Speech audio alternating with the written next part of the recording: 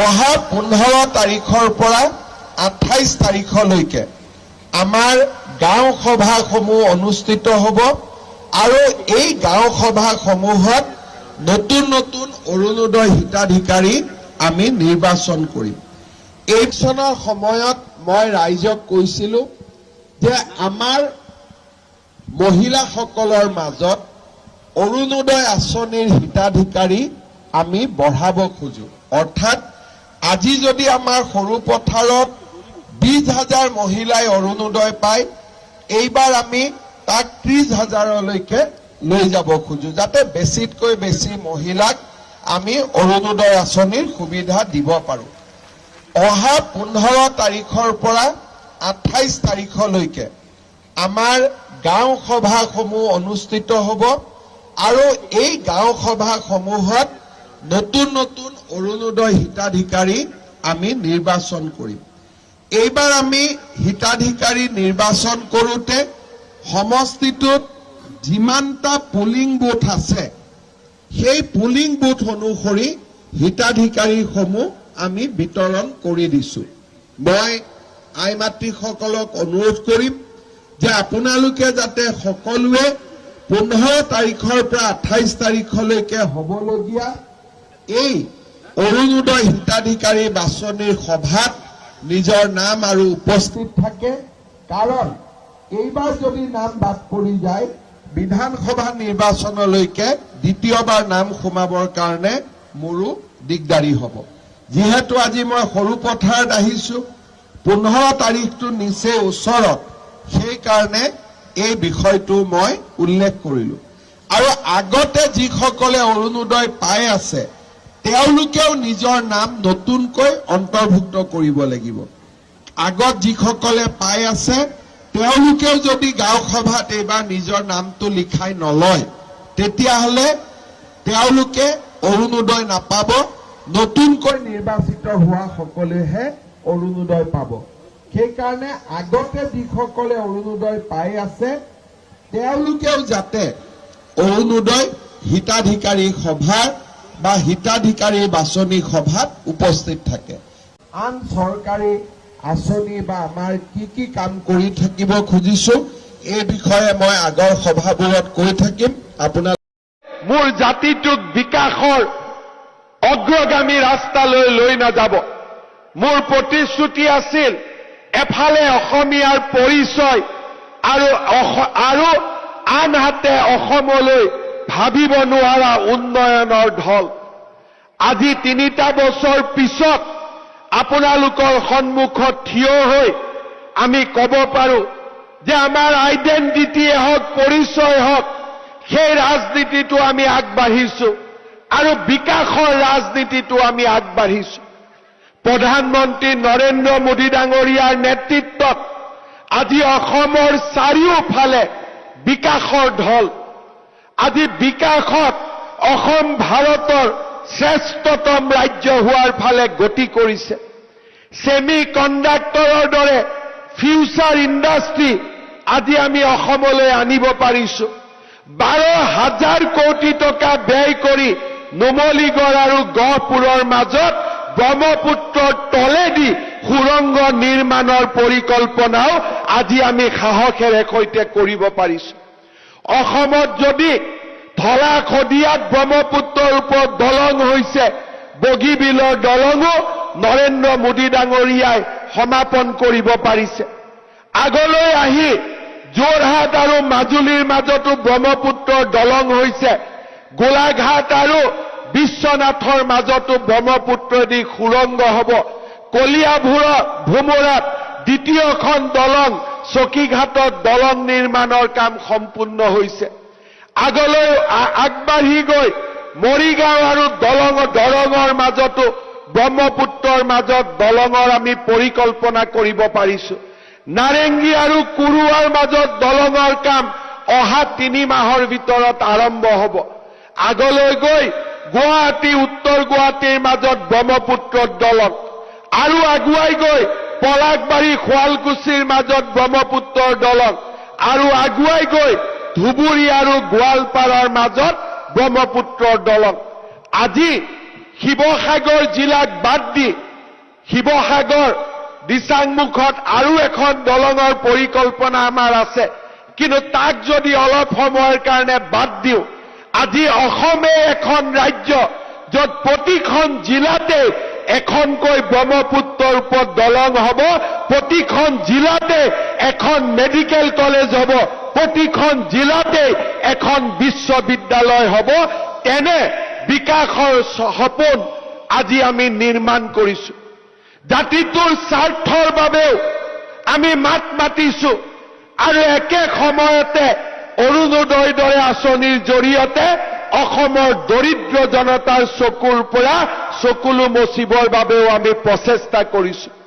এফালে যদি অসমৰ ঐতিহ্য আৰু সংস্কৃতিক বিশ্বৰ দৰবাৰলৈ লৈ যোৱাৰ প্ৰচেষ্টা কৰিছো, বিকাশেও অসমৰ প্ৰতিগৰাকী মানুহক চুৱক, তাৰ বাবে আমি জাতিটোক বিকাশৰ এক নতুন স্বৰ্ণিম অধ্যায়লৈ লৈ যোৱাৰ বাবে প্ৰচেষ্টা কৰিছো। এফালে যদি আমি গৰু খুঁটি কচুতলিত যদি আমি বেদখলকাৰীক উচ্ছেদ কৰি এখন আত্মনিৰ্ভৰশীল অসমৰ সপোন দেখিছো, মিছন বসুন্ধৰাৰ জৰিয়তে অসমৰ প্ৰতিটো দৰিদ্ৰ দুখীয়া পৰিয়ালক ভূমিৰ অধিকাৰ দিবলৈও আমি নিৰন্তৰভাৱে কাম কৰিছো। এখন অসমৰ আমি কল্পনা কৰিছো, যিখন অসমক লৈ প্ৰতিগৰাকী অসমীয়াই গৌৰৱ কৰিব পাৰে। এখন সুৰক্ষিত আৰু ভৱিষ্যতৰ অসম যাতে আমি জাতিটোৰ বাবে এৰি থৈ যাব পাৰো, আৰু তাৰ কাৰণে আমি নিৰলসভাৱে প্ৰচেষ্টা আগবঢ়াইছো। মই বিশ্বাস কৰো আপোনালোকৰ আশীৰ্বাদ আৰু আপোনালোকৰ সহযোগিতাই আমাক এখন সুৰক্ষিত অসম, এখন বিকশিত অসমৰ প্ৰাপ্তিৰ লক্ষ্যলৈ লৈ যাব। মই আজিৰ এই দিনটোত পুনৰ অসমবাসী ৰাইজক আহ্বান জনাম, অসম আন্দোলন শেষ হ'ল, কিন্তু আমাৰ ইস্পিত লক্ষ্যত আমি এতিয়াও উপনীত হ'ব পৰা নাই। অসম আন্দোলনৰ যদি ৰাজনৈতিক লক্ষ্য বিদেশীৰ পৰা অসমক মুক্ত কৰা আছিল, অসম আন্দোলনৰ অৰ্থনৈতিক লক্ষ্য আছিল অসমখনক স্বাৱলম্বী হিচাপে নিৰ্মাণ কৰা। মই অসমীয়া যুৱক যুৱতীক আহ্বান জনাম, স্বাৱলম্বিতাৰ পথেৰে খোজকাঢ়ি আমি জাতিটোক নিজৰ ভৰিৰ ওপৰত নিজে থিয় কৰাব লাগিব। অসম আন্দোলনৰ পিছত আমি আত্মনিৰ্ভৰশীলতাৰ পৰা বহু দূৰ আঁতৰি গলো। আমাৰ খেতি পথাৰত খেতি কৰিবৰ বাবেও আমি অচিনাক্ত লোকক মাতিব আৰম্ভ কৰিলো। আমি যিখন ৰিক্সাত উঠো, আমি যিখন অটো ৰিক্সাত উঠো, আমি যিখন বাছত উঠো, সিও যেন অচিনাক্ত লোকে চলাবলৈ আৰম্ভ কৰিলে।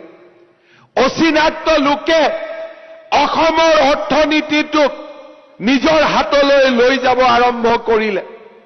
অসমৰ যুৱক যুৱতীসকলে অসমীয়াক সেই অচিনাক্ত লোকসকলৰ পৰা ৰক্ষা কৰিব লাগিব। আমাৰ মাটি, আমাৰ খেতি, আমাৰ উদ্যোগ আমি নিজৰ ভৰিৰে আকৌ এবাৰ আমি নিজৰ ভৰিত নিজক থিয় কৰাব লাগিব। সেইটো জাতি, যিটো জাতিৰ খেতি পথাৰতো অচিনাক্ত লোক থাকে, যিটো জাতিৰ বাছখনো অচিনাক্ত লোকে চলায়, যিটো জাতিৰ ঘৰৰ দুৱাৰ মুখতো অচিনাক্ত লোকজনে আহি কাম কৰে, সেই জাতিটোৱে বহু দিনলৈ নিজৰ ভৰিৰ ওপৰত নিজে থিয় হৈ থাকিব নোৱাৰে। আবেগেৰে এটা জাতিৰ নিৰ্মাণ কেতিয়াও হ'ব নোৱাৰে। এটা জাতিৰ নিৰ্মাণৰ সৌধ হৈছে পৰিশ্ৰম। আবেগেৰে নহয়, এটা জাতিৰ নিৰ্মাণৰ সোণালী সৌধ হৈছে বিবেক। যেতিয়া বিবেকেৰে আমি পৰিচালিত হওঁ, বুকুত অদম্য সাহসেৰে আমি আত্মনিৰ্ভৰশীলতাৰ ফালে আগুৱাই যাওঁ, তেতিয়া সেই জাতিটোৰ ভৱিষ্যতক কোনেও ধৰি ৰাখিব নোৱাৰে। মই অসমৰ যুৱক যুৱতীসকলক আহ্বান জনাম, আমাৰ আন্দোলন হ'ব লাগিব আমাৰ খেতি পথাৰত, আমাৰ আন্দোলন হ'ব লাগিব আমাৰ উদ্যোগ খণ্ডত, আমাৰ আন্দোলন হ'ব লাগিব পৰিবহন খণ্ডত, আমাৰ আন্দোলন হ'ব লাগিব অসমক অৰ্থনৈতিকভাৱে স্বাৱলম্বী কৰাৰ দিশত। আজি নতুন অসমীয়াই বন্ধ ধৰ্ণা পিকেটিঙৰ আন্দোলনক সমৰ্থন নকৰে। সেই আন্দোলন আমাক লাগে, যি আন্দোলনে অসমৰ পৰা অচিনাক্ত লোকসকলক আঁতৰি যাবলৈ বাধ্য কৰিব। মই আজিৰ এই দিনটোতেই প্ৰতিগৰাকী অসমীয়া ভাৰতীয়ক অনুৰোধ কৰিম, যিমানেই টকা নিদিয়ক কিয়, যিমানেই মূল্য নিদিয়ক কিয়, নিজৰ মাটিডোখৰ যাতে কেতিয়াও আপোনালোকে অচিনাক্ত লোকক বিক্ৰী নকৰে, তাৰ বাবে মই আহ্বান জনাম। এই জামুগুৰি হাটৰ পবিত্ৰ মঞ্চৰ পৰাই মই বৰপেটা, নগাঁও, মৰিগাঁও, নলবাৰী, ধুবুৰী, গোৱালপাৰা ৰাইজক আহ্বান জনাম, দৰঙৰ ৰাইজক আহ্বান জনাম, কোনোবাই এটা টকা বেছি দিলেও আমাৰ যাতে মাটি আমি যাতে কেতিয়াও অচিনাক্ত লোকক বিক্ৰী নকৰোঁ, তাৰ বাবে আজি আমি এই দিনটোত পণ ল'ব লাগিব। অসমীয়াৰ হাতৰ পৰা মাটিডোখৰো যদি আঁতৰি যায়, জীয়াই থকাৰ বাবে আমি পৰিচয় নোপোৱা হ'ম। জনগাঁথনিৰ পৰিৱৰ্তনে আমাক গ্ৰাস কৰিছে। অসমীয়া জাতি এনে এটা জাতি, আমি মমৰ পোহৰত আছো। মমৰ পোহৰে মমডালকো জ্বলাই দিয়ে আৰু কেতিয়াবা নিজৰ শৰীৰ জ্বলাই জ্বলাই সেই মমডাল নোহোৱা হৈ যায়। আজি আমাৰ চাৰিওফালে অচিনাক্ত লোকৰ মাজত এডাল মমৰ দৰে জ্বলি আমি অসমখনক আলোকিত কৰি ৰাখিবলৈ প্ৰচেষ্টা কৰিছো। কিন্তু আমি যদি এই মমৰ পোহৰক সূৰুজৰ পোহৰলৈ ৰূপান্তৰ কৰিব পাৰো, অসমীয়া জাতিক কোনেও আন্ধাৰৰ অমাৱস্যাৰে ঢাকিব নোৱাৰিব। আমাৰ প্ৰতিজ্ঞা হ'ব লাগিব, এই জাতিটোলৈ আমি সূৰুজৰ পোহৰ আনিম, এই জাতিটোলৈ আমি আত্মনিৰ্ভৰশীলতাৰ এক নতুন ইতিহাস কঢ়িয়াই আনিম। শ্বহীদে যদি নিজৰ তেজেৰে অসমখনক ধুৱাইছিল, আমি কপালৰ ঘামেৰে আমাৰ মাতৃভূমিক ধুৱাম। সেই প্ৰতিজ্ঞা অসমৰ যুৱক যুৱতীসকলে কৰিব লাগিব। আমি শ্বহীদ ভূপেন ডেকা নহয়, আমি শ্বহীদ খৰ্গেশ্বৰ তালুকদাৰ নহয়, আমি ভগৱানৰ সেই বিশেষ সন্তান নহয়। শ্বহীদসকল ভগৱানৰ শ্ৰেষ্ঠতম সন্মান। ভূপেন ডেকা, খৰ্গেশ্বৰ তালুকদাৰ হোৱাৰ সাহস আৰু শক্তি ভগৱানে আমাক দিয়া নাই, কিন্তু তেওঁলোকৰ প্ৰেৰণাৰে আমি ৰোমাঞ্চিত হৈ, তেওঁলোকৰ আদৰ্শৰে আমি আদৰ্শান্বিত হৈ, তেজেৰে মাতৃক ধুৱাব নোৱাৰিলেও কপালৰ ঘামেৰে আমি নিশ্চয় অসম মাতৃক ধুৱাব পাৰোঁ। আৰু সেইবাবে অসমৰ যুৱক সমাজে অসম মাতৃক কপালৰ ঘামেৰে ধুৱাবলৈ ওলাই আহক, বিশ্ব বিজয় কৰিবলৈ আগবাঢ়ি আহক।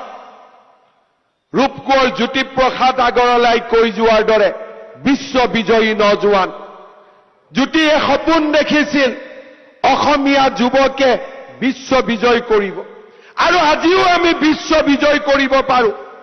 অসাধাৰণ যুৱক অসমৰ মাজত এতিয়াও আছে। অসাধাৰণ যুৱকসকলে এতিয়াও আমাক প্ৰেৰণা যোগায়। মই বাৰে বাৰে অনুৰোধ কৰিম, অসমৰ ভৱিষ্যত আমি তেতিয়া সুৰক্ষিত কৰিব পাৰিম যেতিয়া অসমৰ প্ৰতিটো কামৰ ওপৰত অধিকাৰ আমাৰ থাকিব।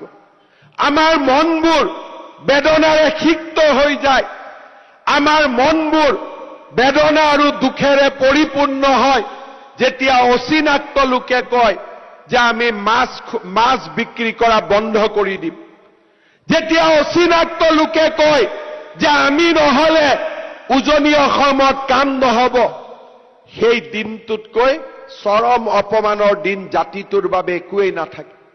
কোনোবা অচিনাক্ত লোকে যদি খাৰুপেটীয়াৰ পৰা কয় যে আমি নোখোৱালে তোমালোকে খাব নোৱাৰিবা, তাতকৈ তাতকৈ আৰু ডাঙৰ অপমান জাতিটোৰ বাবে একোৱেই হ'ব নোৱাৰে। কাৰোবাৰ অচিনাক্ত লোকে খেতি কৰিব আৰু সেই খেতিৰ শাক পাচলিৰ মূল্য বাঢ়িছে নে কমিছে তাৰ ওপৰত আমি টিভিত গৈ টক শ্ব' কৰিম, সেয়া অসমীয়া জাতিৰ ভৱিষ্যত হ'ব নোৱাৰে। অসমীয়াই বছৰৰ বাবে প্ৰয়োজনীয় নিজৰ খাদ্য নিজৰ ঘৰৰ বাৰীত উৎপন্ন কৰিছিল। দলগাঁও খাৰুপেটীয়াৰ পৰা অহা আলু তাৰ দাম কিমান হ'ব তাৰ জল্পনা কল্পনা অসমে নিজৰ ইতিহাসত কেতিয়াও কৰা নাছিল। অসমীয়াই যেতিয়া আত্মনিৰ্ভৰশীল হ'ব, শাক পাচলিৰ দামৰ বাবে আমি টিভিৰ টক শ্ব' চাব নালাগিব, নিজৰ বাৰীখনৰ ফালে চাব লাগিব আৰু নিজৰ বাৰীতে আমি নিজে খোৱা শাক পাচলি আমি উৎপাদন কৰিব পৰা অৱস্থাত আমি আজিও আছো। যদি অসমীয়াই বজাৰৰ মূল্য বৃদ্ধি হৈছে তাৰ আলোচনা আমি একেদিনাই নোহোৱা কৰিব পাৰো যদি আমাৰ খেতি পথাৰখন 9টা মাহ খালী নাথাকে। 3টা মাহ খেতিৰ পিছত 9 মাহ যেতিয়া এখন খেতি পথাৰ খালী পৰি থাকিব, সেই জাতিটোৱে মূল্য বৃদ্ধিৰ বাবে টক শ্ব' কৰাৰ বাদে আন কোনো বিকল্প নাথাকে। কিন্তু যেতিয়া অসমীয়াই পণ ল'ব যে মোৰ খেতি পথাৰ এটা দিনৰ বাবেও খালী নাথাকে, মোৰ খেতি পথাৰৰ চাৰিওফালে মই মূল্যৱান গছ ৰোপণ কৰিম, এই খেতি পথাৰত মই শাক পাচলি মাহ হালধি উৎপাদন কৰিম, দলগাঁও আৰু খাৰুপেটীয়াৰ ফালে আমি চাব নালাগে। গৰুখুটি আৰু কন্যকাই সেই স্বাৱলম্বী অসমৰ আজি প্ৰথম পোহৰৰ প্ৰথম পুৱাৰ সন্ধান দিছে। এতিয়া সময় 126টা সমষ্টিতে সেই স্বাৱলম্বিতাৰ আদৰ্শ বিয়পাই পেলোৱা।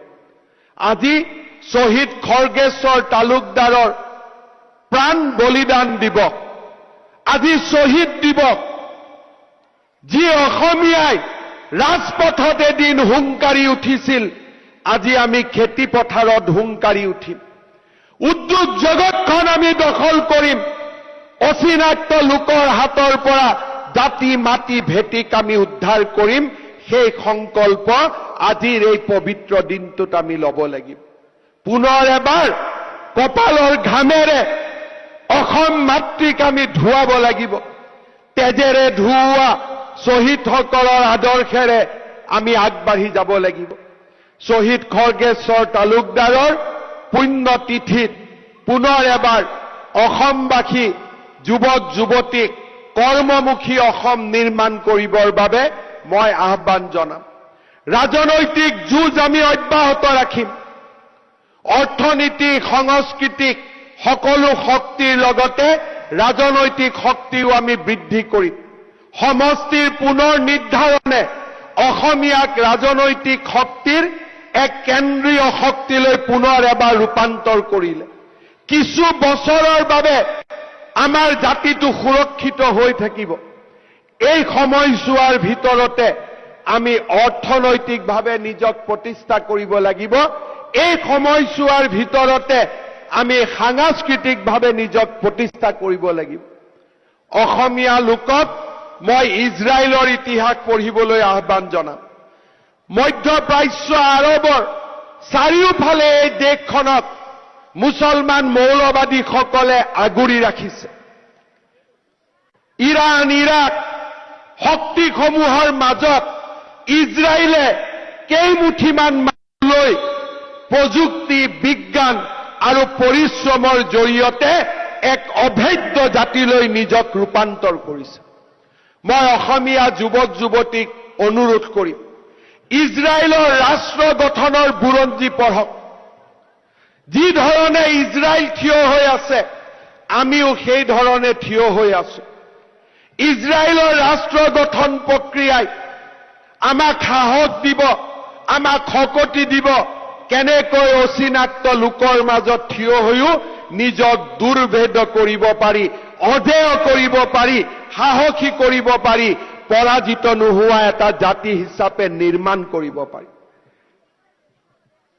ভাৰতৰ আটাইতকৈ সৰ্বোচ্চ সেনাক লাচিতে নিজৰ পৰম্পৰাগত অস্ত্ৰৰে পৰাজিত কৰিছিল। লাচিত আমাৰ প্ৰেৰণা, কনকলতা আমাৰ প্ৰেৰণা, শ্বহীদ খৰ্গেশ্বৰ তালুকদাৰ আমাৰ প্ৰেৰণা। আৰু তেওঁলোকৰ প্ৰেৰণাক আগত ৰাখি আমি এটা দুৰ্ভেদ্য, সাহসী, দুৰ্বাৰ, বীৰত্বৰ অমৃতেৰে পৰিপূৰ্ণ এটা অসমীয়া জাতি আমি নিৰ্মাণ কৰিম। সেই সংকল্প আজিৰ দিনটোত আমি সকলোৱে আকৌ এবাৰ গ্ৰহণ কৰিম। সেই আশাৰে পুনৰ এবাৰ শ্বহীদ দিৱসৰ এই পবিত্ৰ দিনটোত শ্বহীদ পৰিয়ালসকললৈ শুভেচ্ছা জনাই প্ৰতিগৰাকী অসমীয়ালৈ মই মোৰ শুভকামনা জনাই মই মোৰ বক্তব্যৰ সামৰণি মাৰিছো। ধন্যবাদ। জয় হিন্দ,